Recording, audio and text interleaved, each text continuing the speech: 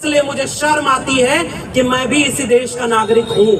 आप कितना भी बड़ा तिरंगा फहरा लो, आप जबरदस्ती किसी के दिल में राष्ट्र के प्रति प्रेम नहीं पैदा कर सकते। वहां दलितों की बस्तियां जला दी गई, लेकिन गुनहगार कोई नहीं। तिरंगा लंबा बड़ा बड़ा तिरंगा फहरा करके केवल दिखावा किया जा रहा है, और वो लोग दिखावा कर रहे हैं जिन्होंने 2003 तक अपने मुख्यालय पर तिरंगा नहीं फहराया, और आज वो आपसे कह रहे तिरंगा नहीं फहराओगे तो तुम देशद्रोही हो। मुझे शर्म आती है कि मैं एक ऐसे देश का नागरिक हूं जहां जुल्म और ज्यादती उस देश को चलाने वाले सत्ता में बैठे निजाम करते हैं और उन्हें कोई सजा नहीं। खुद आईपीएस रह करके भी बलात्कार करते हैं और उसके बाद भी इस मुल्क के निजाम उन्हें तमगा पहनाने का। मुझे शर्म आती है कि यहाँ वो लोग इस देश के नागरिक बैठे हुए हैं जिनका आरोप है कि उनके ऊपर जुल्म और ज्यादती इस मुल्क की सेना और पुलिस कर रही है।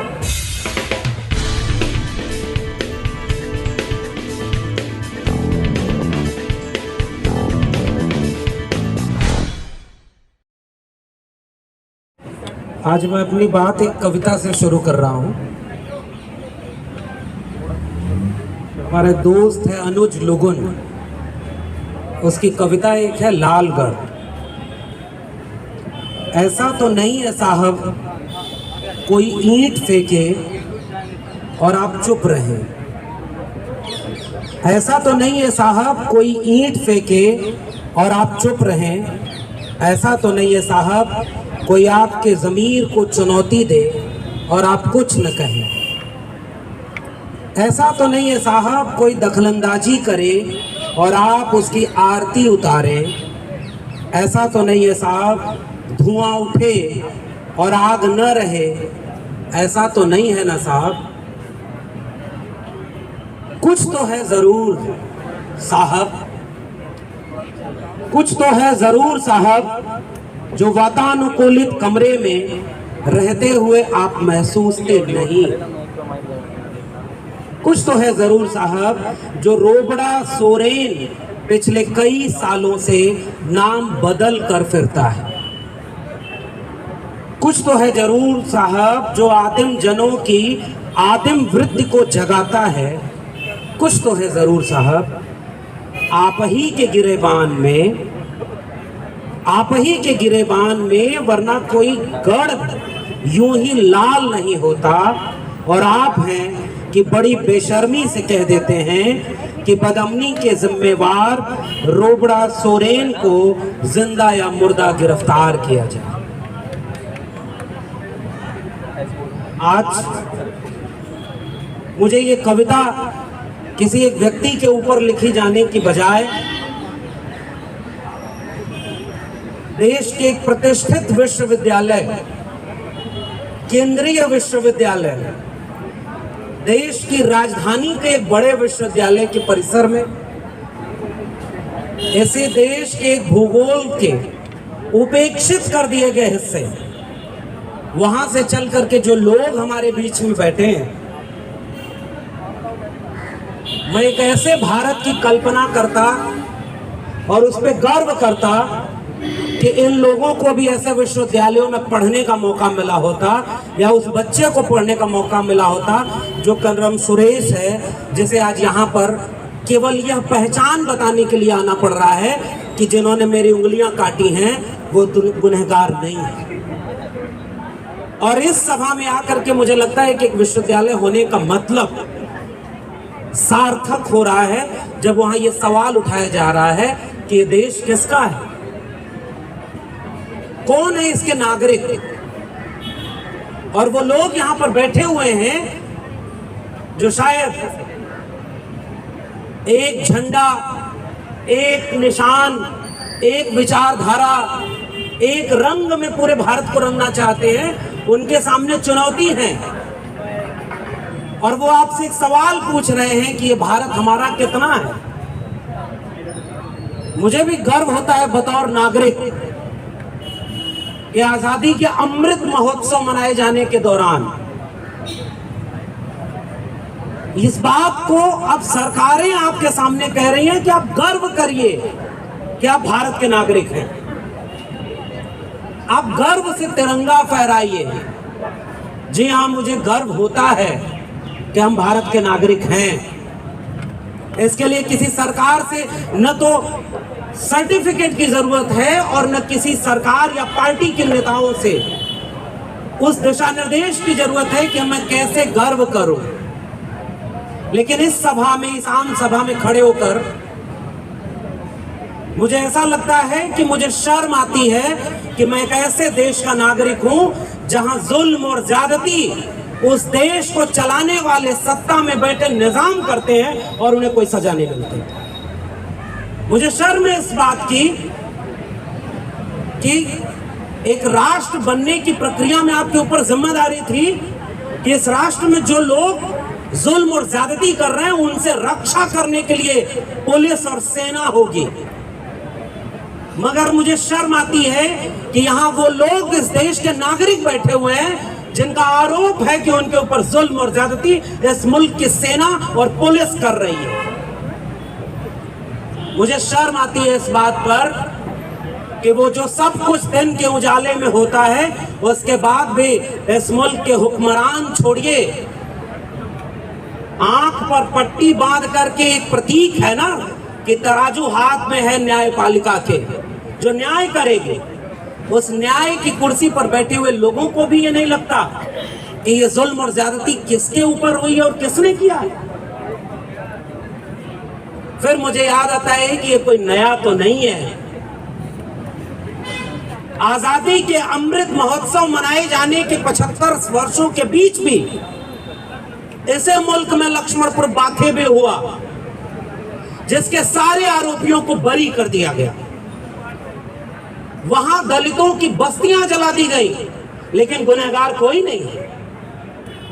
ऐसे मुल्क में शंकर बिगहा हुआ, बेलछी हुआ, नेल्ली का नरसंहार हुआ, कौन जेल में है?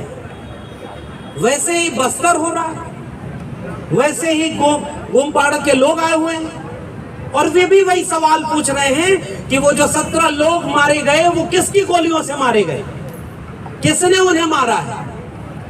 और तो और जिन्होंने उस बात के लिए न्याय की उम्मीद की वही सबसे बड़े गुनहगार बना दिए गए। यानी अब आप न्याय मांगेंगे तो सबसे बड़े गुनहगार आप। इसलिए मुझे शर्म आती है कि मैं भी इसी देश का नागरिक हूं और चूंकि मैं एक जिम्मेदार नागरिक होना चाहता हूं इसलिए मैं ये अफसोस के साथ, शर्म के साथ कह रहा हूं कि जी हां, इसी भारत के उस इलाके में ये सब हो रहा है जहां आप कभी भारत के नक्शे को अगर बनाएं। हम लोग भी अभी सरोजगिरी बोल रहे थे कि जो सबसे बड़ा इम्तिहान आज भी इस देश में माना जाता है, हम लोग जिस इलाके से आते हैं वहां तो पैदा होते ही लड़कों को कहा जाता है जाओ IAS IPS बनो, सबसे बड़ी नौकरी है। और हमने भी कोशिश की, बहुत अफसोस होता था कि हम पास नहीं कर पाए, मगर आज ऐसा लगता है कि अफसोस नहीं है, फक्र है, वरना उन्हीं की सूची में हमारा भी नाम शामिल होता जो खुद IPS रह करके भी बलात्कार करते हैं और उसके बाद भी इस मुल्क के निजाम उन्हें तमगा पहनाने का काम करते हैं। ये सबसे बड़ी विडंबना है इस मुल्क की और इसलिए ये सवाल यहां से पूछा जाना चाहिए कि उसी UPSC की तैयारी करते वक्त हम लोग पढ़ते थे कि अब भारत का नक्शा जब बनाएंगे तो उस भारत के नक्शे में खनिज संपदा का जो इलाका आएगा, जितनी दूर वो खनिज संपदा भारत के नक्शे में अपनी जगह घेरती है, वो सारा इलाका वही इलाका है जहां आदिवासी अपनी जगह रखते हैं। यानी जब तक आदिवासी हैं वहां तब तक वो खनिज संपदा लूटी नहीं जा सकती। केवल और केवल युद्ध इतना ही है।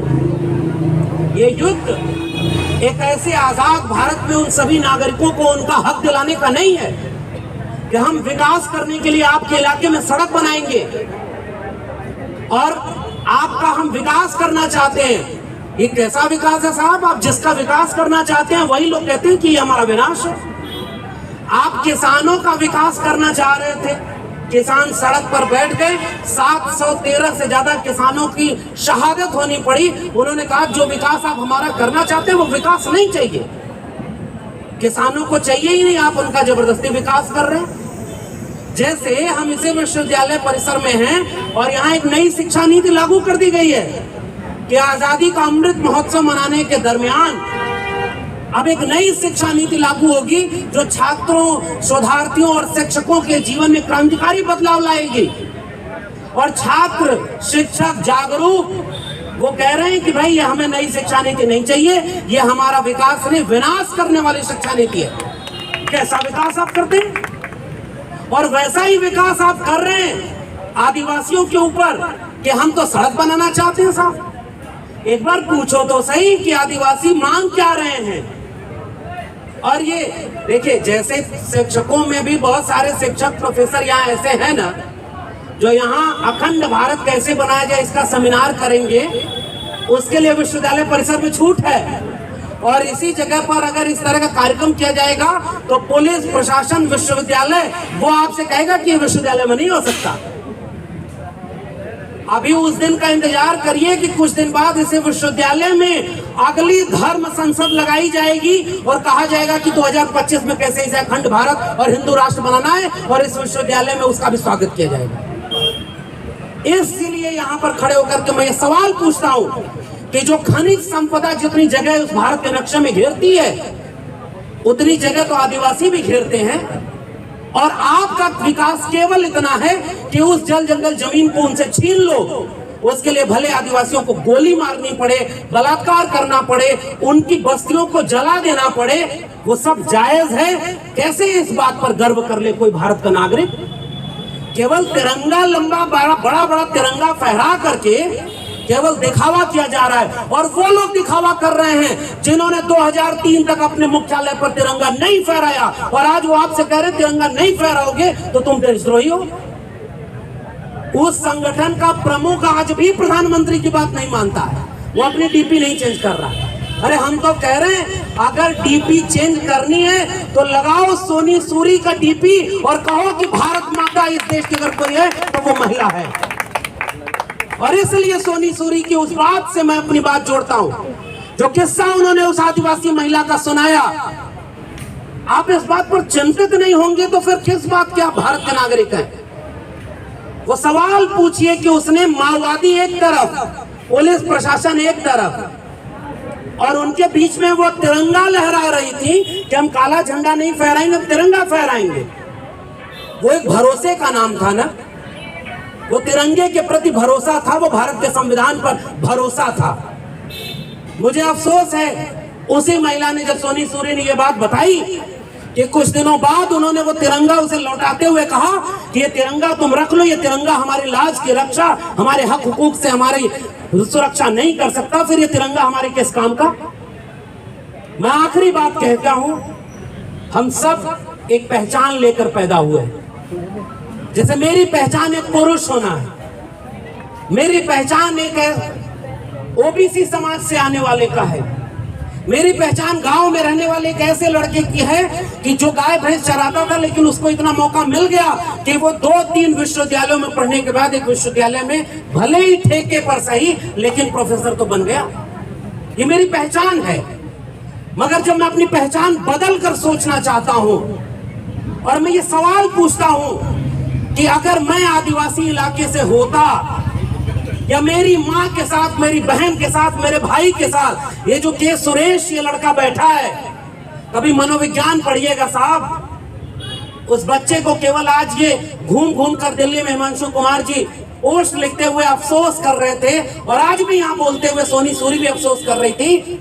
कभी सोचिए इस बच्चे के मनोविज्ञान पर क्या गुजर रही होगी, जिसे दिखाना पड़ता है कि मेरे हाथ की 3 उंगलियां मेरे बचपन में काट दी गई, और जिसने काटा वो बेगुनाह घूम रहा है, और जो हमारे लिए हक की लड़ाई लड़ा उस पर 5 लाख रुपए का जुर्माना लगा दिया गया। उस मनोविज्ञान को कभी आप समझ पाएंगे? आप कितना भी बड़ा तिरंगा फहरा लो, आप जबरदस्ती किसी के दिल में राष्ट्र के प्रति प्रेम नहीं पैदा कर सकते, क्योंकि राष्ट्र किसी की जबरदस्ती बनाने से बनता ही नहीं है। राष्ट्र साझा सुख और साझा दुख से बनता है। और आज इस मुल्क में उस कोने से आए हुए आदिवासी हमसे सवाल पूछ रहे हैं, भाई अगर हम इस मुल्क के बाशिंदे हैं, अगर मेरी पहचान आदिवासी नहीं है तो क्या मुझे ये जुल्म और ज्यादती पता ही नहीं होगा? और अब मैं जबरदस्ती इनसे कहूंगा कि नाज करो इस हिंद पर कि तुम्हारा मुल्क है। ये लोग आज ये नहीं पूछेंगे कि जो हमारे हक की लड़ाई लड़ रहा है वो गुनहगार है, तो इस मुल्क पर कैसे मैं नाज करूं? वो साझा सुख और साझा दुख कहां गया? साझा सुख भले ही कम हो, राष्ट्र बन जाएगा अगर साझा दुखों का रिश्ता हमारा बन जाए। हम इनके दुख में अगर दुखी महसूस नहीं कर रहे तो माफ करिए साहब, हम इस मुल्क के बाशिंदे होने में कोई गर्व नहीं कर सकते। हम बस उस पहचान से आते हैं कि हम दिल्ली विश्वविद्यालय में हम यहाँ पर पहुंच गए और अभी नई शिक्षा नीति लागू हो गई है। अब इस मुल्क के किसान कमेरा जातियों के लोग, उनके बच्चे अब कभी इन विश्वविद्यालयों में नहीं पहुंच पाएंगे। ये नया भारत बन रहा है और देश की संसद में खड़े होकर इस देश का शिक्षा मंत्री कह रहा है कल कि देश के विश्वविद्यालयों को जरूरी नहीं है कि सरकार ही पैसा दे तभी चलेगी। फिर सरकार किस काम के लिए है? अंबानी और अडानी को पूरा देश बेचने के लिए है? आदिवासी राष्ट्रपति बनाएंगे और कहेंगे कि 75 साल में पहली बार हमने एक आदिवासी महिला को राष्ट्रपति बनाया। हम इस बात का विरोध नहीं कर सकते, हम स्वागत करेंगे कि हाँ भाई तुमने बनाया। लेकिन जब नॉमिनेशन हुआ उस महिला का राष्ट्रपति पद के लिए, उसी समय वो ग्राम पंचायत अधिनियम जो ये शर्त रखता था कि आदिवासियों की कोई जमीन ग्राम पंचायत से बिना सहमति के नहीं छीनी जा सकती, उसमें संशोधन कर दिया गया और अब कोई भी सरकार विकास के नाम पर उनकी जमीन छीन लेगी। ये है नया भारत। इसलिए आपको दिखाया जाएगा कि मैंने एक दलित को राष्ट्रपति बना दिया, मैं ओबीसी प्रधानमंत्री हूँ।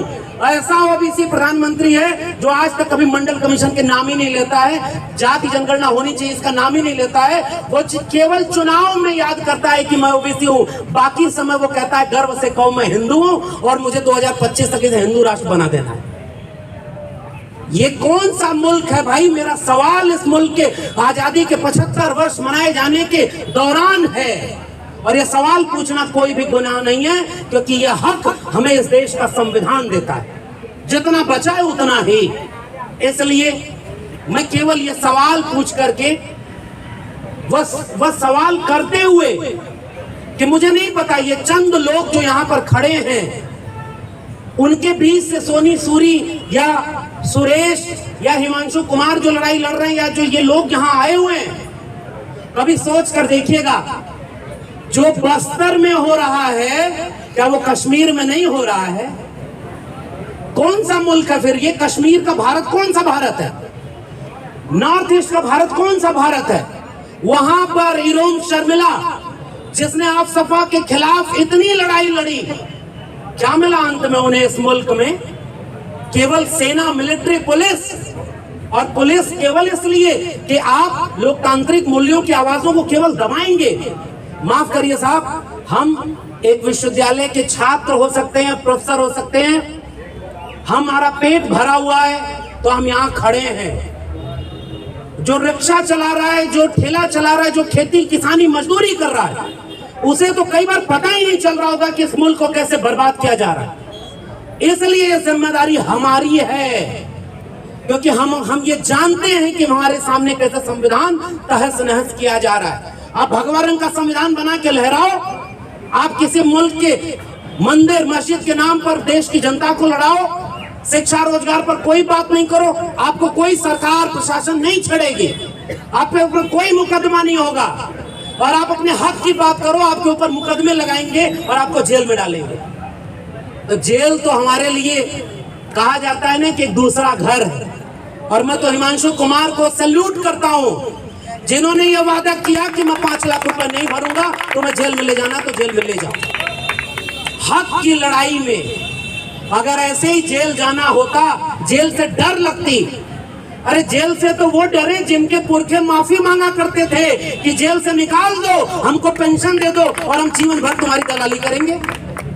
हम तो भगत सिंह को याद करते हैं जिसने अपने आखिरी पत्र में अपनी मां को लिखा कि मैं चाहता तो जिंदा रह सकता था, लेकिन मैं जिंदा नहीं रहना चाहता, क्योंकि अगर मैं शहादत दूंगा तो आने वाले वक्त में इस मुल्क की माएं अपने बच्चे को भगत सिंह बनाने का ख्वाब देखेंगे। इसलिए उस उम्र में उन्होंने कुर्बानी दी। उस भारत के लिए कुर्बानी दी जिसमें गोमपाड़ा के लोगों को न्याय नहीं मिलेगा। उस भारत के लिए भगत सिंह ने कुर्बानी दी जिसमें केवल हिंदू मुस्लिम का दंगा कराया जाए और आपको पलक पावड़े बिछाकर सम्मानित किया जाएगा। उस भारत के लिए उन लोगों ने शहादत दी जिसमें शिक्षा रोजगार पर कोई बात नहीं होगी। माफ करिए, मुझे उस भारत पर कोई गर्व नहीं होता। मुझे शर्म आती है कि मैं भी उस भारत का हिस्सा हूं, मगर हाँ, मैं उस भारत को बिरसा, फूले, अंबेडकर और पेरियार के सपनों का भारत बनाने के लिए लड़ूंगा। उस बात पर मुझे गर्व है कि हाँ, मेरे पास एक ऐसी विरासत है जो इस चीज के खिलाफ ऊर्जा देती है, ताकत देती है। और इसलिए मैं जाते जाते एक कविता और पढ़ना चाहता हूं। ये कविता निर्मला पुतुल की है, बिटिया मुर्मू के लिए। उठो कि अपने अंधेरे के खिलाफ उठो, उठो अपने पीछे चल रही साजिश के खिलाफ, उठो कि तुम जहां हो वहां से उठो। जैसे तूफान से बवंडर उठता है, उठती है जैसे राख में दबी चिंगारी। देखो अपनी बस्ती के सीमांत पर जहां धराशायी हो गए हैं पेड़, कुल्हाड़ियों के सामने असहाय रोज नंगी होती बस्तियां एक रोज मांगेंगे तुमसे तुम्हारी खामोशी का जवाब। देखो बस्ती के सीमांत पर जहां धाराशायी हो रहे हैं पेड़, कुल्हाड़ियों के सामने असहाय रोज नंगी होती बस्तियां एक रोज मांगेंगे तुमसे तुम्हारी खामोशी का जवाब। सोचो तुम्हारे पसीने से पुष्ट हुए दाने एक दिन लौटते हैं तुम्हारे मुंह चढ़ाते तुम्हारी ही बस्ती की दुकानों पर। कैसा लगता है तुम्हें जब तुम्हारी ही चीजें तुम्हारी पहुंच से दूर होती हुई दिखती हैं। इन सदियों का क्या है, आएंगी जाएंगी। इन सदियों का क्या है, आएंगी जाएंगी। क्या अब भी विश्वास करने लायक बचा है यह समय? तुम्हारे विश्वास की जड़ें आखिर कितनी गहरी हैं?